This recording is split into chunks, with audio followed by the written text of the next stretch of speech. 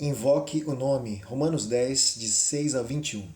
Mas a justiça que procede da fé afirma o seguinte. Aqui uma observação logo no início. Aqui a justiça ela é personificada, né? É muito interessante essa forma de Paulo lidar. É como que se a justiça afirma alguma coisa. Essa forma personificada que Paulo está falando da justiça. E o que ela afirma? Não pergunte em seu coração: quem subirá ao céu, isto é, para trazer Cristo lá do alto? Ou quem descerá ao abismo, isto é, para levantar Cristo dentre os mortos? Porém, o que diz? A palavra está perto de você, na sua boca e no seu coração. Paulo está usando aqui, gente, um texto de Deuteronômio, do Antigo Testamento, para parafrasear ou ressignificar esse texto, né? Então eu vou ler para vocês aqui, olha só. Versículos 6 a 8 aqui que a gente leu. As palavras que são citadas nos levam de volta ao tempo quando Moisés ministrava instruções ao povo de Israel com respeito à sua entrada na terra de Canaã. Ele pronuncia maldições que seriam derramadas sobre os desobedientes, bem como bênçãos que seriam derramadas sobre os obedientes. E então se dirige a cada israelita nestes termos. Deuteronômio 30, de 11 a 14. Olha só o que Moisés está dizendo. Porque este mandamento que hoje lhes ordeno não é demasiadamente difícil, nem está longe de vocês. Não está no céu para que tenham de dizer: quem subirá até o céu por nós para nos trazer o mandamento e anunciá-lo a nós para que o cumpramos? Nem está do outro lado do mar, para que tenham de dizer: quem irá atravessar o mar por nós para nos trazer o mandamento e anunciá-lo a nós para que o cumpramos? Pois esta palavra está bem perto de vocês, na sua boca, no seu coração, para que vocês a cumpram. Gente, Moisés já estava dizendo que o mandamento de Deus não estava longe, no alto, distante, mas estava disponível para eles. Até posso aqui antecipar de forma graciosamente disponível, inclusive para o coração deles acessarem o mandamento. Paulo está usando este texto para escrever exatamente o que a gente leu. No versículo 7, quem descerá ao abismo, isto é, para levantar Cristo dentre os mortos? Porém, o que se diz, a palavra está perto de ti, de você, na sua boca e no seu coração. Isto é, a palavra da fé que pregamos. Então não precisa de esforços humanos absurdos para que Cristo seja trazido para nós, né, do alto de uma outra forma, como ele já fez, né? Ou então ressuscitado, trazido, né, dos mortos. Jesus já fez essas coisas por nós, não existe necessidade alguma de nós, pelos esforços nossos, buscarmos isso de uma forma como que se não tivesse disponível. Está disponível para nós, está perto de nós. Cristo está perto de nós, a justiça pela fé em Cristo está perto de nós, basta crermos. Isto é a palavra da fé que pregamos. A palavra de Deus, como revelada tanto no Antigo como no Novo Testamento, é a palavra da fé, ou seja, é a palavra que, a fim de exercer seu efeito salvífico, né, um efeito de nos salvar, evoca, pede o quê? A resposta da fé. Essa é a palavra da fé. Se com a boca você confessar Jesus como Senhor e em seu coração crer que Deus o ressuscitou dentre os mortos, você será salvo, meu irmão. Isso está perto de você. É só você acreditar do coração, confessar a Jesus como Kyrios, como Senhor. Essa palavra que é muito interessante, Paulo estava escrevendo aos Romanos, e a palavra Kyrios, Senhor, Kyrios é a palavra grega no contexto de Paulo, é uma palavra importantíssima. Alguns imperadores fizeram questão de serem chamados Kyrios, por exemplo, Nero e depois Domiciano, porque eles se diziam senhores. Nero especificamente se autoproclamou senhor do mundo. Kyrios, do mundo. Essa palavra tem um peso especial, tanto de soberano supremo, alguns imperadores até mesmo se vendo como divinos.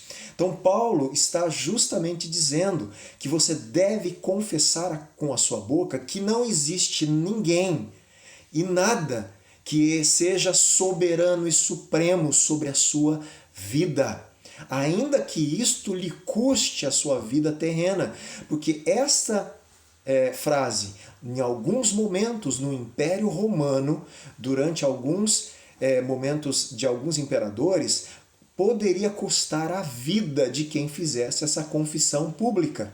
Então, quando nós dizemos confessar com a sua boca que Jesus é o Senhor, é justamente assumir publicamente que o Cristo Jesus, ele é agora o único, supremo e soberano sobre a sua vida. E você deve crer em seu coração que Deus o ressuscitou dentre os mortos. Então você será salvo. Porque com o coração se crê para a justiça e com a boca se confessa para a salvação. A ênfase de Paulo aqui, respeitando todo o contexto, é ressaltar que em vez de requerer esforço humano, a salvação é obtida simplesmente pela confissão com os lábios e tendo a fé no coração. É dessa forma, meu irmão, a salvação esse é o caminho apresentado pelas Escrituras. Versículo 11. Pois a Escritura diz, todo aquele que nele crê não será envergonhado, porque não há, olha só, para a salvação não há distinção entre judeus e grego, entre judeu e grego, uma vez que o mesmo é o Senhor de todos, rico para com todos os que o invocam. Então, quem invocar o nome do Senhor será salvo. Seja grego, judeu, brasileiro, americano, oriental, de qualquer país do Oriente e assim por diante. Porque todo aquele que invocar o nome do Senhor será salvo. Paulo aqui afirma a certeza da salvação para aqueles que invocarem o nome do Senhor. É uma adaptação, novamente uma citação que Paulo faz do Antigo Testamento, especificamente de Joel 2,32. Olha o contexto. Lá em Joel. E acontecerá depois disso que derramarei o meu espírito sobre toda a humanidade. E ele prossegue no 32. E acontecerá, quando ele derramar o espírito, que todo aquele que invocar o nome do Senhor será salvo. Porque no monte Sião e em Jerusalém estarão os que foram salvos, como o Senhor prometeu, e entre os sobreviventes aqueles que o Senhor chamar. Paulo está justamente mostrando que o derramar do Espírito Santo iniciou essa era, esse momento daqueles que invocarem o nome do Senhor estão sendo salvos pela graça de Deus. Agora ele pergunta, mas como, porém, invocarão? Olha só, quem invocar será salvo. Mas como invocarão aquele em quem não creram? Esse sentido de invocar é justamente eu vou invocar em quem eu deposito a minha fé. Vou invocar a divindade que eu acredito. Então, como vou invocar a Cristo, Jesus, como o Senhor, se eles não creem em Cristo Jesus? E como crerão naquele de quem nada ouviram? E como ouvirão se não há quem pregue? E como pregarão se não forem enviados? É um encadeamento aqui. Então, olha só, a igreja deve enviar, Deus faz isso, envia para pregar. Pregar para que ouçam. Ouvir para que creiam. Não é isso? E crer para que invoquem. Invocar para que sejam salvos. Gente, ele está falando justamente hoje da missão da igreja. Precisamos enviar pessoas para pregar, porque as pessoas ouçam o Evangelho, creiam e invoquem o nome de Cristo Jesus como o Senhor da vida delas e sejam salvas. Como está escrito, conformosos são os pés dos que anunciam coisas boas. Mas nem todos obedeceram ao Evangelho, pois Isaías diz, Senhor, quem creu em nossa pregação? E assim, a fé vem pelo ouvir, e o ouvir pela palavra de Cristo. Mas pergunto, será que eles não ouviram? É claro que sim. A voz deles se espalhou por toda a terra e as palavras deles alcançaram os confins do mundo. Pergunto mais, será que isso não chegou ao conhecimento de Israel? Será que a palavra de Cristo não chegou ao conhecimento de Israel?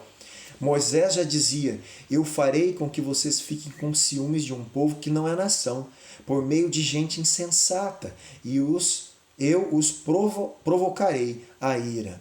Isaías é tão ousado que diz: fui achado pelos que não me procuravam, revelei-me aos que não perguntavam para mim.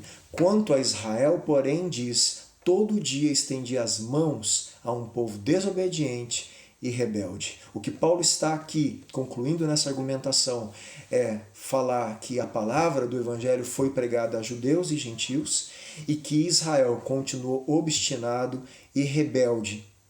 E, portanto, a ira e as maldições da lei ainda estão sobre Israel, que se rebelou contra o Messias, que é Cristo, e que não professou a Cristo como Kyrios, como Senhor supremo da vida deles. Nós vamos ver isso se encadear nos outros capítulos, mostrando que Deus próprio endurece o coração dos judeus para que o Evangelho chegasse a nós, os gentios. E para a gente encerrar, os judeus tiveram oportunidade mais do que suficiente de ouvir essas boas novas e de crer nelas. Porém, quem creu no Evangelho de Cristo foram os gentios, e somente o remanescente dos judeus. Os gentios, ao aceitarem o Evangelho, são participantes das bênçãos da nova aliança. Termino dizendo: invoque o nome do Senhor, porque você crê no Senhor de todo o seu coração, que Deus o ressuscitou dentre os mortos. Deus abençoe você.